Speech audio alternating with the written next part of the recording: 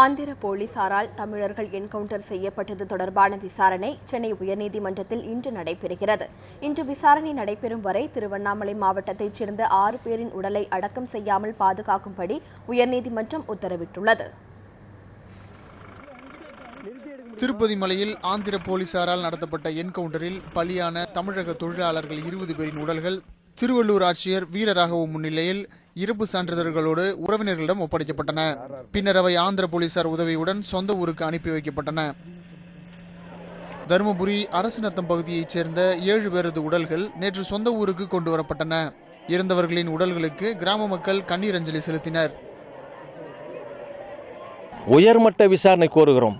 மத்திய அரசு ஆந்திர அரசுக்கு இது சம்பந்தமாக உயர்நீதிமன்ற நீதிபதி பதவியில் இருக்கக்கூடியவர் இந்த துறையினுடைய உயர் அதிகாரிகள் உயர்மட்ட விசாரணை நடத்தப்பட வேண்டும். இதில் சம்பந்தப்பட்டவர்கள் யாரெல்லாம் இருக்கோ அவர்கள் அத்தனை கைது செய்யப்பட வேண்டும், பணியிட நீக்கம் செய்யப்பட வேண்டும். இதேபோல் திருவண்ணாமலை மாவட்டத்தைச் சேர்ந்த 7 பேரது உடல்கள் சொந்த ஊருக்கு எடுத்து வரப்பட்ட நிலையில் சடலங்களுடன் உறவினர்கள் சாலை மறியலில் ஈடுபட்டனர். துப்பாக்கிச்சூடு நடத்திய ஆந்திர போலீசாரை கண்டித்து கண்ணமங்கலம் உள்ளிட்ட பகுதிகளில் கடையடைப்பும் நடைபெற்றது. பின்னாடி கையை கட்டி மரம் வெட்டிகிட்டு இருக்கிறவங்க எப்படி நெத்தியில் குறிப்பாக சுட முடியும், நெஞ்சில் சுட முடியும்? இன்றைக்கி அது மாதிரி சுட்டு ஒரு என்கவுண்டர்னா நெஞ்சு கை கால் அடிபட்டிருக்கும், ரத்தம் வடியும்.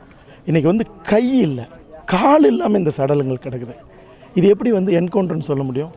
சந்திரபாபு நாயுடு அவர்களுடைய நேரடி மேற்பார்வையில் திட்டமிட்டு நடந்தது.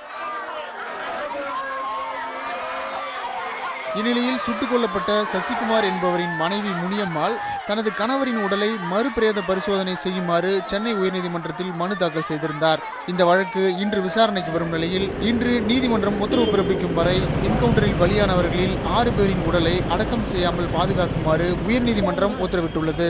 இதையடுத்து 6 பேரின் உடல்களும் திருவண்ணாமலை மாவட்ட அரசு மருத்துவமனையில் பாதுகாக்கப்பட்டுள்ளன. செய்திப்பிரிவு நியூஸ் 7 தமிழ்.